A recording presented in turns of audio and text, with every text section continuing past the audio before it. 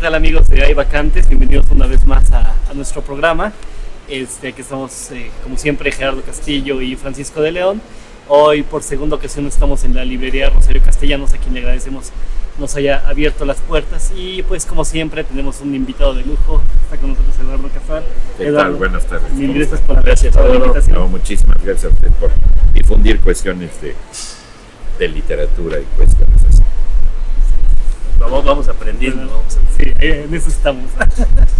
Pero pues, empezando, Eduardo, queríamos preguntarte, sabemos que una de tus primeras lecturas o la que te reveló gran parte mejor de la vocación fue con Julio Cortázar. Queremos saber, ¿qué fue primero, Julio Cortázar o la curiosidad?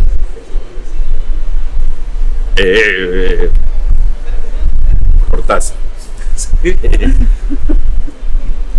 Yo era un lector más o menos normal, tenía lecturas que un tío me proporcionaba, pero eran las habituales en la época. En la época, estoy hablando de, no sé, los años 60, yo nací en el 52, estaba El Tesoro de la Juventud, que era una como enciclopedia, estaba de la misma editorial Jackson, ¿no? Para la clase media ascendiente, una enciclopedia de niños, pero hasta ahí, es decir, era muy parco, muy leve, ¿no? Pero tenía un tío que me prestaba los clásicos. Entre sus clásicos estaban todos los clásicos de capa y espada, los mosqueteros, las novelas de Dumas, las novelas de los Patillán, que era una saga, ¿no? Y también, en mi caso, Sherlock Holmes como personaje. A él le gustaban, yo los leía, pero eso no me hacía una persona distinta, no había toda la cuestión de el que lee y el que no lee, ¿no? Realmente yo nunca comenté cuestiones de lecturas con mis amigos, ¿no? Pero luego ya metiéndose, uno pasaba las clases de literatura y etcétera, ¿no? Evadía las de matemáticas si podía, porque el analfabetismo matemático es muy fuerte aquí en México, ¿no? Es de lo más arraigado, ¿no? Estoy muy orgulloso de eso. No lo sumamos cuántos somos analfabetos porque no sabemos. ¿Mande? No sumamos cuántos somos analfabetos en matemáticas porque no sabemos. Así es, sí. El problema de las matemáticas es que todos llegan a la misma conclusión. La diferencia con la literatura es que todos llegan a distinta conclusión. Y eso para mí expande la riqueza de lo que estás leyendo. En matemáticas 2 y 2 son 4. En literatura 2 y 2 pueden ser, no sé, dos cisnes homosexuales que se están juntando sobre una laguna de niebla. O sea, cosas más bonitas, ¿no? Y estéticamente, aunque totalmente imprácticas, ya sé. Bueno, etcétera. Pero ya que llegué a la prepa, una amiga me comenzó a dar libros para leer. Leí, por ejemplo, los versos del Capitán de Pablo Neruda, que en esa época se publicaban como anónimos. El autor era anónimo. O sea, el mismo autor de Lazarillo de Tormes y del Cid, él había escrito los versos del Capitán. ¿Cómo vive, verdad? Lo que pasa es que Neruda todavía estaba casado, y aunque ya sus ganas de publicar eso le ganaron a su discreción, lo que hizo fue que se publicaran sin su nombre. El nombre. Ya después lo reconoció, ya que se divorció y etcétera. Bueno, es un buenísimo libro de Neruda. Bueno, y leía yo a León Felipe, pero una amiga me prestó Rayuela, y Rayuela, imitando yo el personaje que todo el tiempo se dedica a redactar lo que ve, ve una cámara y dice, bueno, esta cámara está muy rara porque el ojo lo tiene muy negro, parece que fuera una cámara ciega, etcétera, etcétera. decir, yo lo que hacía era ir redactando la realidad que me rodeaba. Y eso me hizo darme cuenta de que el lenguaje también me modificaba y me movía, y que era una parte de mí mismo, y que era una manera de aprender la realidad. En realidad, Rayuela a mí no me entró por el lado de ay, París, qué bonito, por el lado de ay, la maga, qué hermosa, sino por el lado de la especie de conversación que uno podía tener consigo mismo al ser un personaje constantemente monologante, pensando las cosas con palabras.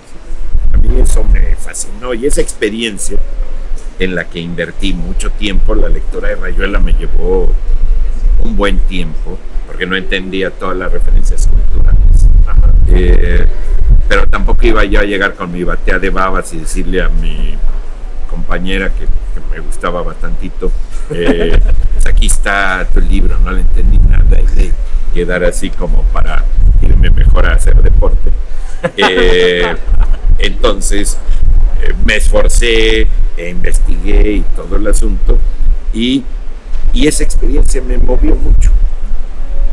Como yo me mantenía mi padre, él era veterinario, todavía vive ahí en Holanda, ¿no?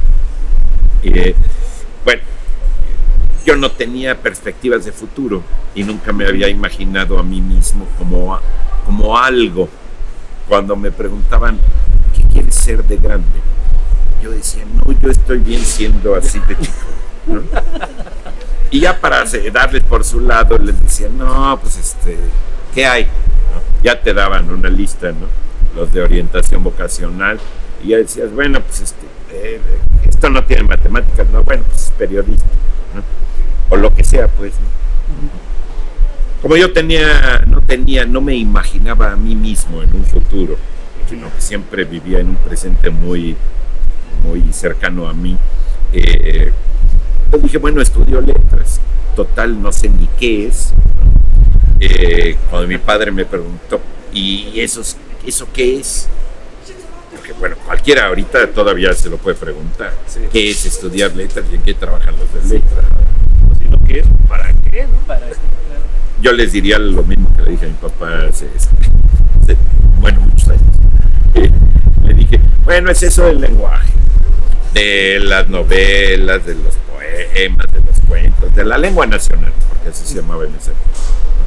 Ah, pues qué interesante. ¿Y en qué trabajan? Le digo, no sé, pero para eso voy a estudiar, para ver en qué trabajan. Ya entrando en letras uno se da cuenta que es un campo muy, muy amplio, porque todos los ámbitos del discurso social utilizan el lenguaje, y todos necesitan el lenguaje. No hay ser humano que no use algún lenguaje, incluso los sordomudos tienen sus lenguajes. Dicen que sí. Entonces, así es el asunto. Bueno, ya me metí, y ahí comencé a escribir porque los otros amigos escribían, los amigos que me cayeron mejor. Y entonces para mí fue una gran revelación. Para mí lo mejor que he hecho ha sido tomar esa decisión en esa época muy temeraria, en términos, digamos, pecuniarios, ¿no? De dinero, de estudiar una carrera que aparentemente no tenía un horizonte de futuro. Para mí eso fue la gran cosa. Y justamente acerca de eso te queríamos hacer una pregunta, que son dos, ¿no? En realidad, ¿qué descubrimientos haces una vez ya entrando ahí a la facultad, ¿no? Estudiando la carrera de letras? ¿Y qué crees que descubren los jóvenes hoy en día, ¿no? Que deciden estudiar algo así, ¿no? ¿Todavía estamos en este lugar sin horizonte, o qué detectas tú con estas carreras? La carrera de letras, actualmente la literatura tiene un prestigio muchísimo mayor que en mi época, ¿no? En mi época estudiar letras, con toda la cuestión machista y lo que eso implique, era una carrera para mujeres. Es decir, era una carrera ornamental, suntuaria, solamente de superficie, pues para que supieran cositas de cultura mientras se casaban, ¿no? Y les pudieran contar cuentos bonitos a esos niños cuando ya se fueran llenando de hijos y de kilos, ¿no? Actualmente no. Actualmente la carrera ha tenido, no sé, mayor conciencia en la sociedad de lo que significa la literatura. Porque la sociedad toma conciencia a través de los discursos de distinto tipo, y uno de los discursos, no sé, más afinados, más apegados a la imaginación es el discurso literario. Aunque todavía haya muchos vacíos y muchos huecos. Bueno, la carrera de letras está diseñada para estudiar literatura y no para ser escritor. Ese es uno de los grandes equívocos. Muchos quieren ser escritores porque hay actualmente, por los medios de comunicación, una gran, no sé, cuestión de prestigiar al escritor como alguien bien profundo, que opina de todo, etc. Escribir es un oficio que se aprende. Todos podríamos y deberíamos escribir. Es simplemente ejercitar esa parte invisible en nuestro cuerpo, que es el lenguaje, e invisible en nuestro cuerpo, que es la imaginación. Ejercitar. Como la mayor parte de las, digamos, zonas culturales de los medios tienen que ver con literatura, se ha vuelto mucho a la figura del escritor, más que a los textos literarios. Y a ver por qué los textos te gustan, por qué un texto literario es importante. La onda es ver a los escritores acá con su perro y con sus tenis, haz de cuenta Javier Velasco o así, ¿no? Yendo a las ferias del libro y sonriendo y firmando, un poquito una especie como de rockstar, ¿no? Sí. Es decir, la parte superficial, ¿no? Lo bonito del rockstar es cuando lo aplauden, para muchos, y no cuando está ensayando las escalas, cuando está tocando, cuando hay un proceso creativo, cuando de pronto logra combinar una letra con una música. Es decir, todas esas capilaridades interesantísimas del acto creativo, que las tiene cualquier actividad creativa en los distintos rubros, las amortiguan o las apagan, no sé, toda la cuestión de hablar del personaje, de la persona, del autor, ¿no?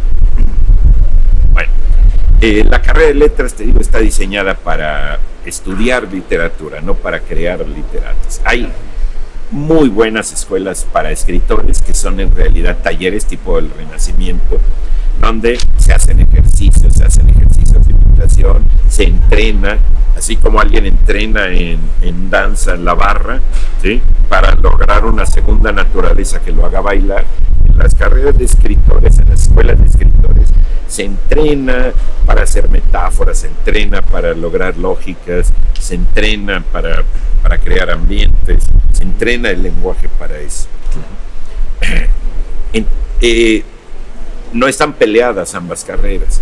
Si alguien tiene un ímpetu creativo, mientras más sepa de literatura, va a tener mayores posibilidades técnicas e intelectuales para decidir qué hace en su acto creativo.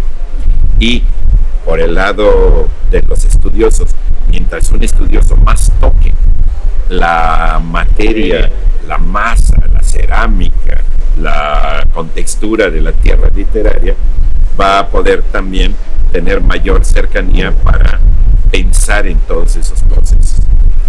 Pero la academia se mueve muy lento. Es como las tortugas de las Galápagos.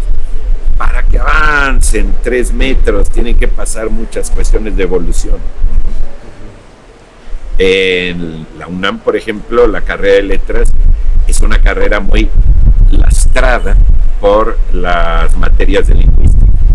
En vez de dividir una carrera de lingüistas y una carrera de literatos, las juntan. Entonces, todos los que salimos huyendo de las matemáticas, decimos, ay, por fin la poesía, nos encontramos con la lingüística. Y pues hay que pasarlo, ¿no? ¿Sí? Sí, tiene uno que hacer ¿cómo se llama? Sí, su pago, pues, de piso, ¿sí? Bueno, si ya pasé filología, está bien. ¿Sí? Y uno que va fricadísimo. Los lingüistas son los que más se oponen a dividir esto en dos carreras porque si no se les quitaría la parte viva de su vida como estudiantes. No se enamorarían, no conocerían a nadie. No conocerían a León Felipe, o sea, su vida sería una cuestión muy cuantitativa y entonces está bien que se defiendan, ¿sí? Pero son procesos muy, muy largos. ¿sí? Muchos de los estudiantes de letras actualmente, porque es una carrera que tiene mucha vida, también escriben, aunque no quieran ser escritores, y eso es muy bueno, porque escribir es algo que tendría que ser tan incorporado a la vida cotidiana como bailar.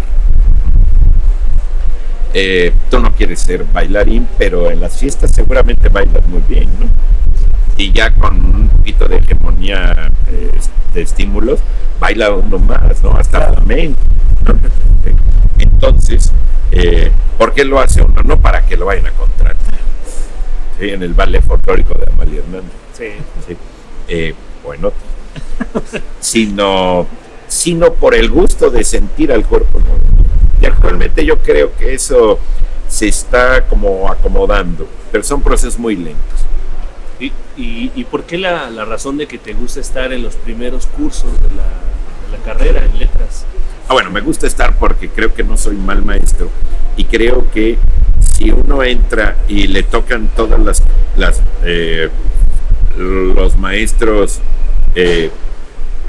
no sé, aburridos, acartonados, lentos, entonces uno no va a perseverar. Entonces yo siento que parte de mi deber es la cuestión de excitar hacia la literatura, estimular hacia la literatura a quienes entran para que digan, no, caray, a Casar se ve que sí le gusta, vamos a ver si a mí también, ¿sí?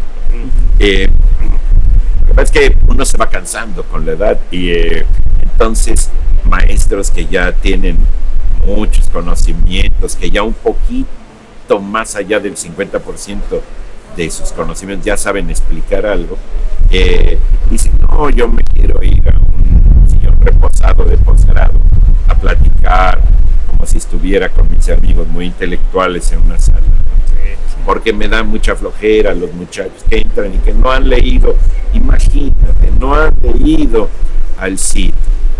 Y entonces los muchachos le pueden contestar a ese maestro, oiga maestro, ¿usted ya leyó a Bukowski? No, pues yo no. ¿Quién es ese Bukowski? ¿No? Es como el Cid, pero de otra época, ¿no? Es decir, hay mucha cuestión de lo mismo que son los escalones generacionales. Uno cree que la música es la música que a uno le gusta. Uno cree que la pintura es la pintura que a uno le gusta. Y es muy difícil zafarnos de eso, porque son cuestiones que nos tocan mucho a la sensibilidad, no solamente a nuestros conceptos intelectuales. Entonces yo trato de estar en primeros semestres para que los alumnos sientan el impulso de continuar su carrera. Una manera de engancharlos, de enamorarlos de las letras. Esa es un poquito la idea. ¿Sí?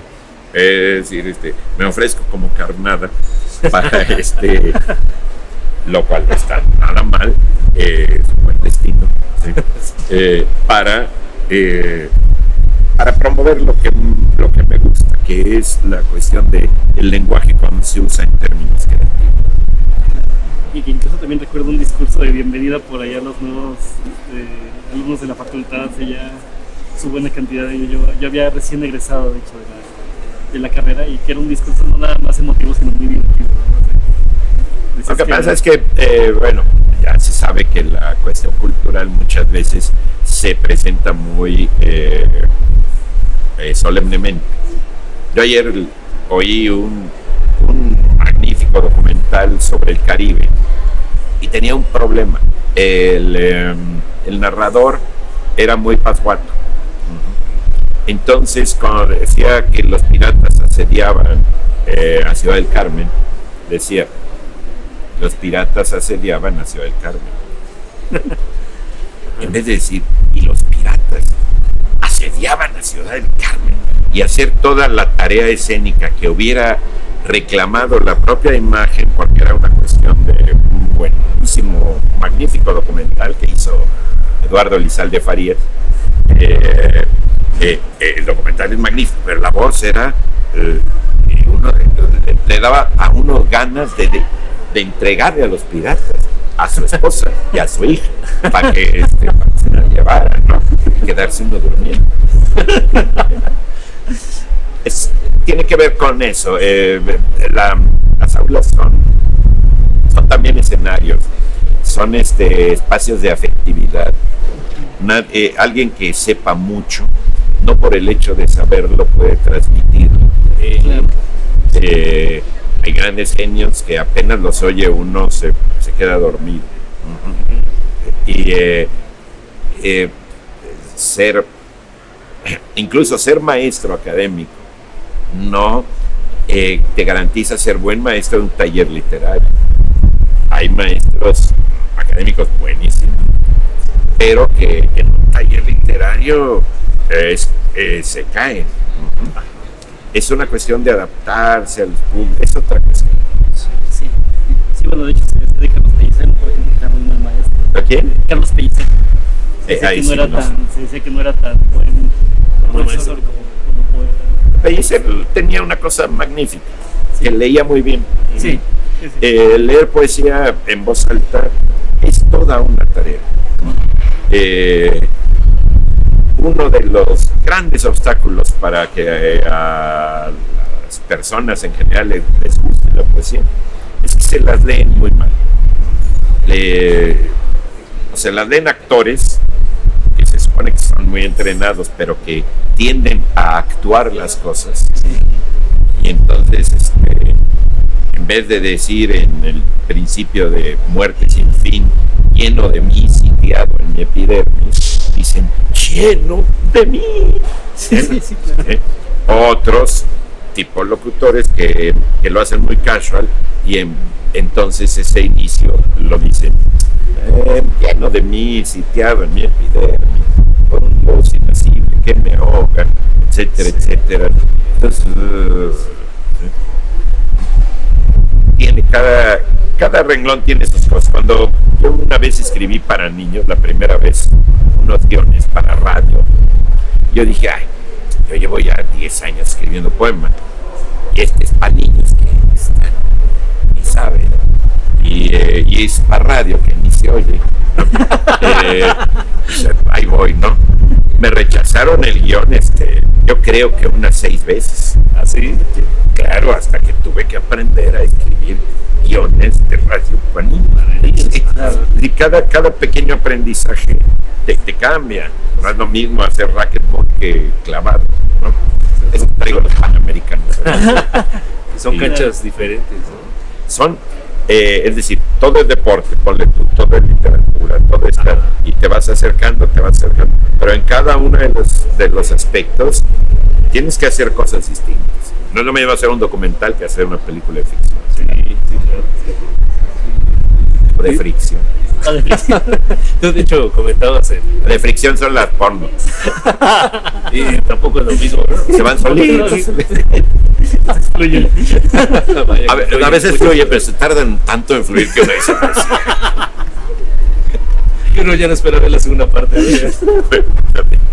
Pues sí es cierto, no tienen segundas partes los porno, ¿verdad? Creo que sí, alguna. Sí, ¿No tiene el regreso? No. Ya Tiene la pura ida. Creo que se llama Nada la parucía, ¿no? Porque como es la segunda avenida. Este muchacho sí ya agarró la bichada. A ver, Pues una pregunta que es en apariencia muy abierta, pero que nos da curiosidad. para Eduardo Casper, ¿qué pasa cuando uno escribe? ¿Qué Mira, ocurre? escribir es una actividad para mí muy interesante, ¿por qué? Porque no sabes qué va a pasar bien a bien. Es decir, tú puedes decir, yo voy a escribir X cosa. Pero el momento que comienzas a poner las palabras, cada palabra te lleva a otra. Por más que uno tenga un plan, por ejemplo, en la escaleta de un guión cinematográfico, tú sabes, trazas tu argumento y ya sabes que este cuate que salió de, no sé, de Jalapa tiene que llegar a Orizaba, pues. Pero ya en el acto mismo de ir redactando, si pones, el ambiente era húmedo, eso te modifica las cuestiones. Si pones, el ambiente era líquido, eso te modifica las cuestiones. Es decir, cada palabra es algo, es como una pareja con la que tienes que bailar la escritura. Líquido evoca algo, tanto sanguíneo como etílico, como flotante. En cambio, húmedo evoca otras cosas, evoca otra expansividad. Entonces, a la hora que tú eliges cada palabra, que muchas, bueno, ponle tú que elijas unas, pero otras no. Eliges a las, voy a decir una estupidez, eliges a la novia, pero no al séquito. Sí.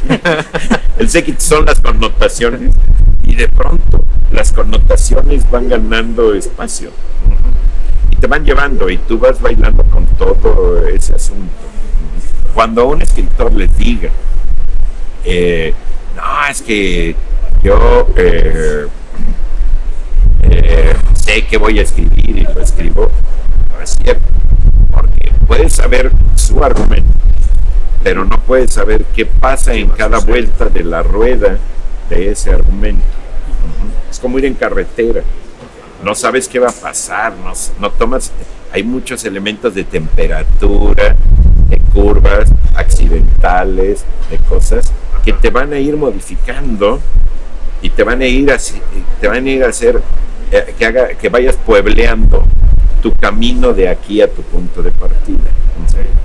Entonces, gran parte del enorme placer que hay en la escritura es el descubrimiento. Es estar descubriendo constantemente que esto se abre para acá, que esto se abre aquí, que se te abre acá una memoria que ya tenías cerrada, que hay una perspectiva que nunca habías pensado, que hay aquí unas ganas de reprimir algo que no quisieras decir y que dices, bueno, ahora sí lo digo, pues total, ¿no? ¿Sí? Es decir, estás luchando contra ti mismo, en pasado, en presente, en tu sensación física incluso, ¿no? Si tienes hambre, escribes distinto. En tu cuestión prospectiva.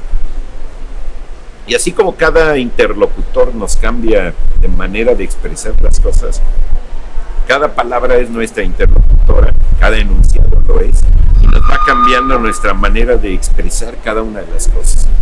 Yo creo que el gran placer del acto de la escritura es el descubrimiento. Y es la sensación esa prodigiosa de atinarle a algo. La sensación que uno tiene cuando agarra una bola de un papel, lo hace bolas, ve el cesto de papeles, lo avienta y cae.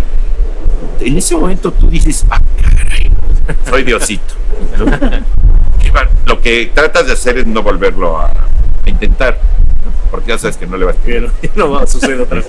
Pero esa sensación puede ir pasando con adjetivos, con enunciados, con asociaciones verbales que no sabías que ahí estaban. El ejercicio de la literatura es un ejercicio de descubrimiento. Yo por eso creo que, al margen de la profesionalización de que escribas para ganar dinero, para escribir libros, para publicar o no, el chiste está en el acto mismo de hacerlo. Es más, voy a poner otro símil. Nadie hace el amor para tener hijos, que tengan 5 dedos, ojos verdes y sean de 1.30, ¿no? Y sean gorditos de las patas, pero un poquito más acá, ¿no? En el momento que tú estás en ese proceso, hay una creatividad, ¿sí? A menos que estés contratado para eliminar esa creatividad. Eso y lo que se te ocurre, ¿por qué se te ocurre esto? Igual por lo que se te ocurre este adverbio. Hay que lo piensen, los que estén oyendo. Pero sí va por ahí. Es decir, hay un acto físico, no es un acto intelectual. Si, por ejemplo, quiero plantear que el desarrollo de las plataformas conceptuales puede ir mermando en una hipótesis la habilidad para el pensamiento racional, lo tengo que exponer exactamente como lo acabo de redactar, para que nadie se preste a equívocos y todos sepan qué es lo que quería yo decir. Pero cuando escribes literatura es otra cosa. La literatura, el lenguaje, tratas de que tenga connotaciones, de que tenga ambigüedades. En una sentencia judicial tratas de que no haya ambigüedades. En una formulación, no sé, de carácter objetivo, científico, etcétera, demostrativo, tratas de que no haya ambigüedades. El lenguaje se va cerrando, tiene que ser unívoco, tiene que ser un vehículo para decir exactamente lo que tú ya has meditado durante mucho tiempo y respecto a lo cual tienes muchas pruebas. En cambio, en la literatura no. En la literatura el chiste es probar qué pasa con ese ejercicio de creatividad verbal, ¿no? Y ahorita mencionabas que todo esto fluye, bueno, las personas que escriben a lo mejor para publicar o otros lo harán para ganar dinero. ¿Qué sucede a las personas que no lo hacen para publicar nunca? El proceso es distinto, toma rumbos desconocidos, o más bien la pregunta sería, ¿qué encuentran, o qué podrían encontrar las personas que escriben para no publicar nunca? Bueno, yo sé que hay gente que baila para que no lo vean. Entonces lo que haces es que cierras las cortinas, ¿no? Te pones tu traje para bailar y bailas, ¿no? Ajá. Bueno, yo les digo a esas personas, bueno, pues, estupendo. Es decir, baila y se siente bonito, el cuerpo en movimiento se siente muy bien, ¿no? Es como hacer no sé, lagartijas en una celda, ¿sí?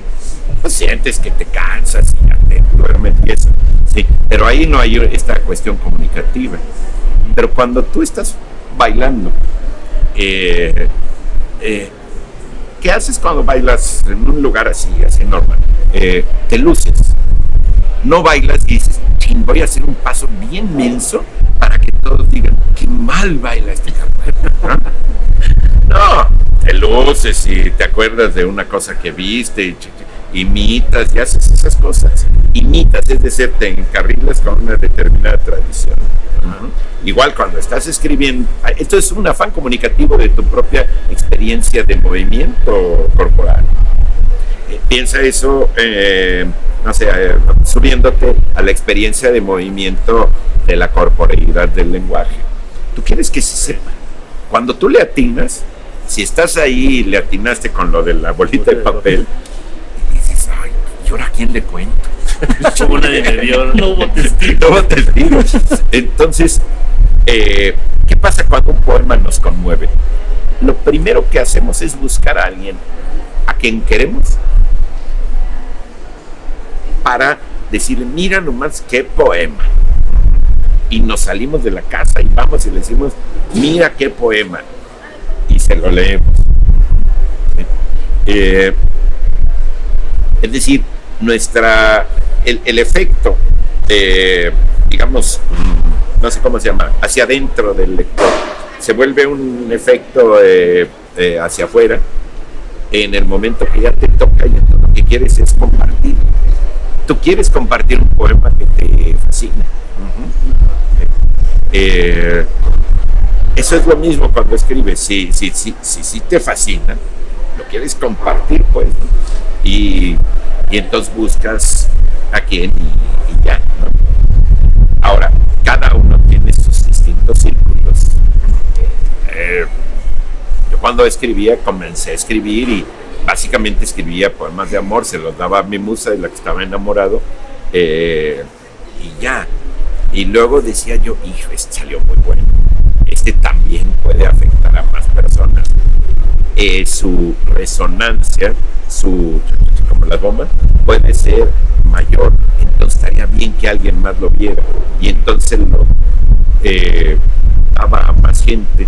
Cuando ellos me decían, oye, yo sentí tal cosa y eso, entonces yo ya pensaba que ese poema estaba rebasando la pura carta de orden personal. Y que podía tener un valor más allá de una pura comunicación epistolar. ¿Qué es lo que pasa con los poemas de amor? ¿Cómo es posible que nos conmuevan? Poemas de amor que escribió un chileno para una chilena, que ya se murieron los dos, porque no es nada más una pura carta de amor. Es algo que dice, bueno, el sí con que te me rindes es el silencio, dice Pedro Salinas en un poema, ¿no? Uno dice, caray, eso es lo que yo debía haber dicho. Sientes que ese enunciado aunque Salinas lo haya pensado en dirección a quien se lo haya pensado, eso no importa, el chiste es que a ti también te sirve. Por ahí va la idea. Sí, no sé. Claro. Oye, ahorita que dices de la comunicabilidad del poema, no sé por qué me acordé de esta anécdota de que tú le invitaste a Vicente Quirarte un refresco después de un poema que te enseñó él hace ya muchísimos. Yo admiro mucho a mis contemporáneos escritores de poemas, incluso leo mucho a Víctor Manuel Cárdenas. Vicente Quirarte me parece un gran poeta y bueno, lo conocí en la parada del camión cuando íbamos a abordar un camión rumbo a Seúl, ahí a la altura de Avenida La Paz, y le digo, pues tú escribes, y yo también, pum, nos tomamos una Coca-Cola, ¿no? Y luego ya nos fuimos haciendo amigos, pues. ¿Qué es lo más recomendable para alguien que quiere escribir? Compartir lo que escribe con otros que también quieran escribir. Porque a diferencia de la cuestión deportiva o de la cuestión de las licitaciones públicas, cuando uno escribe se da cuenta de que nadie puede escribir como uno mismo. Y si lo ves bien, con profundidad, el acto de escritura es una revelación de una construcción de una personalidad. Entonces no hay esas rivalidades. Octavio Paz no puede escribir como yo escribo, en parte porque él ya se murió, pero en parte porque, bueno, no tiene mi mentalidad tan humilde que tengo yo, y yo no tengo la de él, etcétera. Pero en la cuestión artística siempre hay diferencias, siempre, por más que uno imite, y uno comienza a escribir imitando, como comienzas a nadar imitando, como comienza a bailar imitando. Somos monos imitadores y luego ya uno se desprende y hace sus tarzaneses propias. Y tú que has atravesado por varios géneros, por ejemplo, ¿qué diferencias hay para ti en el proceso de escribir poesía y narrativa? Sí hay. El poema, en mi concepto, porque hay distintos tipos de poemas. Alguien puede decir, voy a escribir una historia en poemas de mi familia, desde mi abuela hasta mi nieta, como Víctor Manuel Cárdenas lo hace en Colima, que es un extraordinario poeta de mi generación. Y entonces él traza una especie como de mapa, ¿no? Es decir, trabaja muy parecido a como trabajan por lo general los narradores. A la hora de escribir una novela, la mayor parte de los narradores, aunque no lo confiesan, crea una especie de escaleta. En un guión cinematográfico ya no digamos, porque además en intervenimos muchos cuando hacemos un guión cinematográfico, desde los recursos económicos, ¿no? Pues tú no puedes hacer un ataque aéreo con paracaidistas, sí, sobre la ciudad, sobre el reloj de Pachuca. Y entonces de antemano en la propia escaleta ya hay restricciones. Entonces cada uno de los géneros tiene sus posibilidades. Si escribes teatro, no vas a expanderte, no sé, 4 tomos de 500 páginas, porque la obra tiene que durar 1.5 horas, ¿sí? O 2 horas. El caso del poema, a mí se me ocurre un poema a partir como de algo a lo que le veo una cierta unidad de sentido. De pronto digo, y uno puede ser amigo de sí mismo. Qué curioso. Esto lo estoy leyendo mientras hago mi tesis sobre Paul Ricoeur. Lo leo en Ricoeur. Es una frase de Aristóteles. Y digo, qué interesante está esto. Salgo a caminar y entonces de pronto hay una frase que inicia esa curva, que se aproxima a esa idea. No sé a dónde va a llegar. Y entonces trato de escribirla hasta que se acaba la idea en primera instancia y luego ya lo corrijo. Decía María Luisa Puga, cuentista, yo no soy cuentista, decía, a mí se me ocurre un cuento como una unidad de sentido. Digo, aquí hay cuento. Y entonces comienzo a escribirlo, ya sé cómo es por fuera, pero comienzo a escribirlo para saber cómo va a ser por dentro. Que ese es el cuento real, ese es el verdadero coco de la cáscara peluda de la cima de la palmera. Y entonces ya sabe, ya ahí se genera el agua y todo eso. ¿Sí? Y hay un líquido amniótico para dar ahí, ya nace el cuento. Yo escribo los poemas parecido a esta idea de María Luisa. Es decir, me he planteado escribir, y ahora voy a escribir uno del aire, el fuego, la tierra, no me sale. Cuando voy en el aire, me lleva el viento. Porque cada quien tiene sus capacidades. Es decir, un saxofonista, a ver, ponlo a tocar una batería, ¿no? Sabe los tonos, ¿sabe? Pero lo suyo es soplar. Pero eso es curioso, cada género te va exigiendo esas cosas. Y por ejemplo, en los amaneceres de Musar. Los amaneceres fue una cuestión que nació cuando Julio Cortázar vino a México a dar una conferencia en el auditorio Che Guevara, que lleva 15 años tomado por las fuerzas oscuras. Yo fui el encargado de ir por él. Y esta idea, esto se lo quise contar a mi amigo Gonzalo Celorio para dejarlo consignar, pero no lo quise contar con una gran reverencia literaria, sino poniendo a un personaje que en ese momento se me ocurrió y que era un militar, y dije, pues un usar como un juguetito que yo tenía, y entonces con un tono que era un tono de puras asociaciones de ideas, de puros juegos de palabras. El usar es una novela hecha de juegos verbales. Y ya. Entonces lo conté en unas 6 cuartillas y ya. Pero luego me gustó ese tono, que era un tono que tenía yo que torear y un tono que tenía yo que tomar.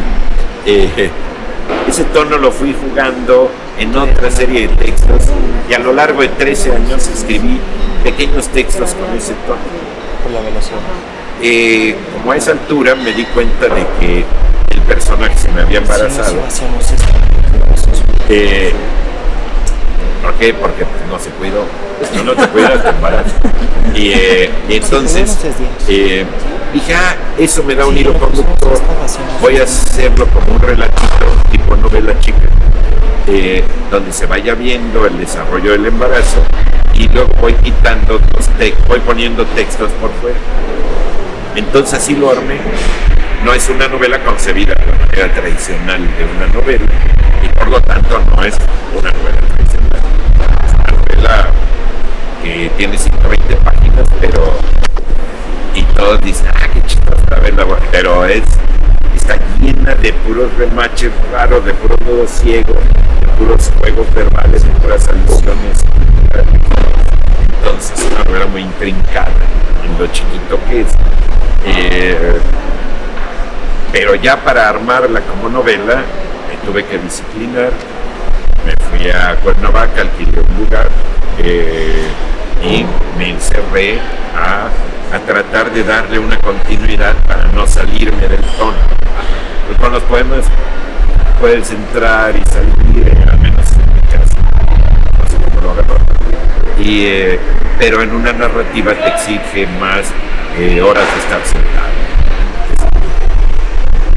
Y si aquí fue lo indicado, en la poesía nos gustaría que nos hablara sobre el entendimiento que tú tienes con el ritmo, con la musicalidad del lenguaje, porque es una Hay muy buenos poetas que no se fijan en eso, etcétera. Hay distintos tipos de poemas. A mí me gusta el poema que tiene mucha musicalidad y que experimenta y juega con ritmos distintos.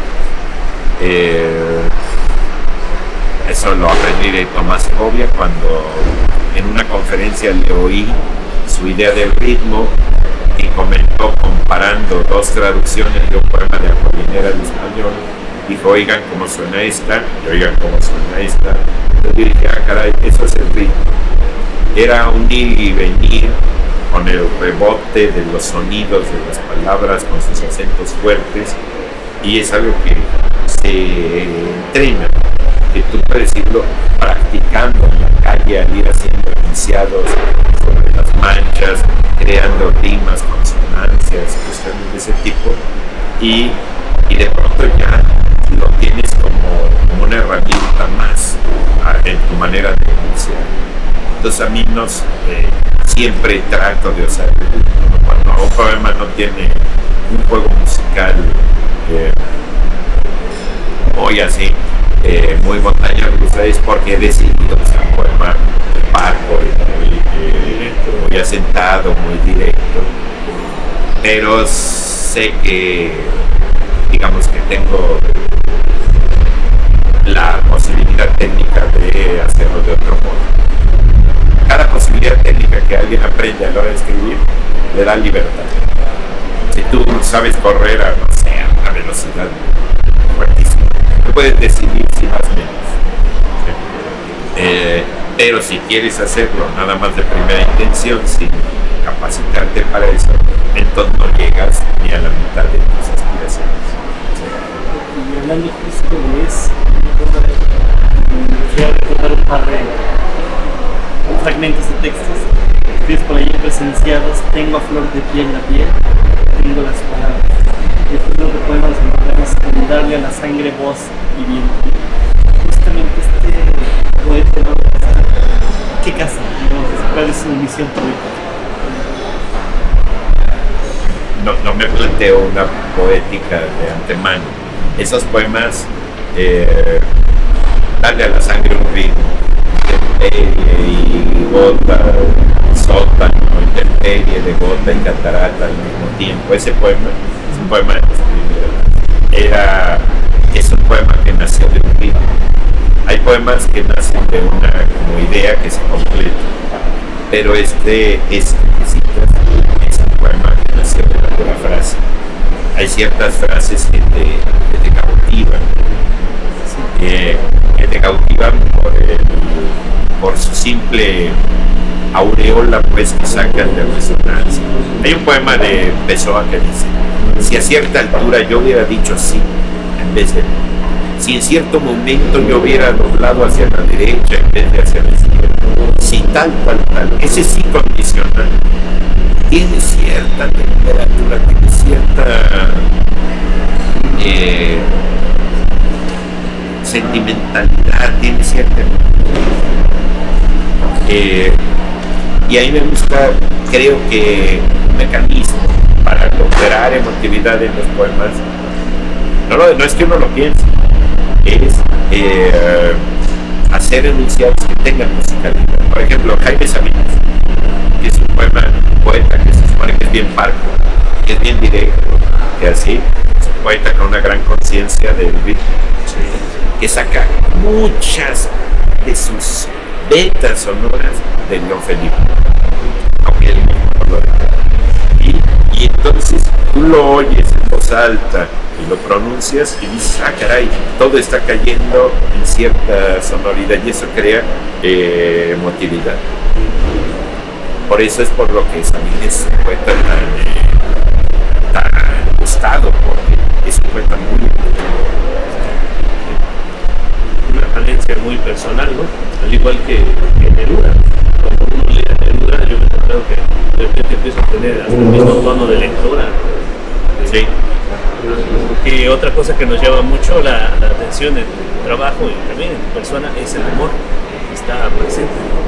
Mira, yo vengo de una familia donde mi padre, el veterinario Isaías Casar Gómez, siempre jugaba con el humor. Nunca tuvo una conversación seria con nosotros, con todos los hijos a los que luchó por darnos carrera y todos la tuvimos. Y entonces una familia con mucha cuestión. Eso a la hora de juntarse con todas las resonancias del lenguaje, con esta búsqueda que da la literatura, ha hecho que para mí sea inevitable no dejar quieto el lenguaje. Es que tú cuando dices cualquier palabra, si la miras un poquitito más, si le exageras la mirada, vas a encontrar lo ridículo que resulta. No vas a encontrarle otros datos. ¿Sí? Si yo veo un letrero ahí que dice ruta de evacuación, sé que por ahí puede uno correr en caso de temblor, pero también en caso de necesidades gástricas. Es decir, no puedo dejar de ver que si un fondo de cultura es económico, pues tendría que ser más barato y cosas de ese tipo, por favor. ¿Sí? Es decir, yo creo que es una manera de abrir connotaciones. Ustedes pusieron Hay Vacantes justamente con ese fuego. Le quitaron la H, que se supone que es muda, pero que es muy significativa, y la B de vaca de vacío, ¿sí? La subieron a B de burro burro en primavera o otras cosas, ¿no? ¿Sí? Algo más afina las orgías báquicas y las vacantes. Eduardo, pues muchas gracias por aceptar esta invitación. Hombre, pues muchas gracias a ustedes por hacerme la invitación y qué bueno que podamos cumplirla para expandir esto que a todos veo que nos gusta. Sí, no, y ya te haremos otras invitaciones, que hay un par de cosas que nos gustaría también que participaras, pero pues por lo menos muchas gracias por concedernos esta entrevista. Les pedimos un último favor a los autores que tenemos, es que tú leas algo ahora que quieras compartir con el público. Hay bastantes, ya nosotros nos haremos una y pues mientras, muchas gracias a todos ustedes por habernos acompañado. Los esperamos en la próxima emisión de Hay Vacantes. Gracias, hasta luego.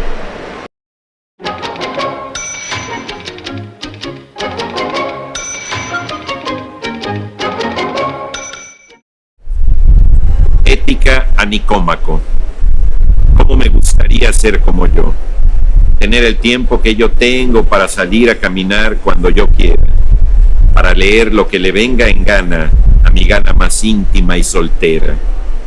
Interrumpir, sin que nadie se asfixie, cualquier obligación etiquetada, para estar en pleno uso de la soberanía de ir a pie por las calles, descubriendo raíces que aparecen, quebrantando las reglas del asfalto.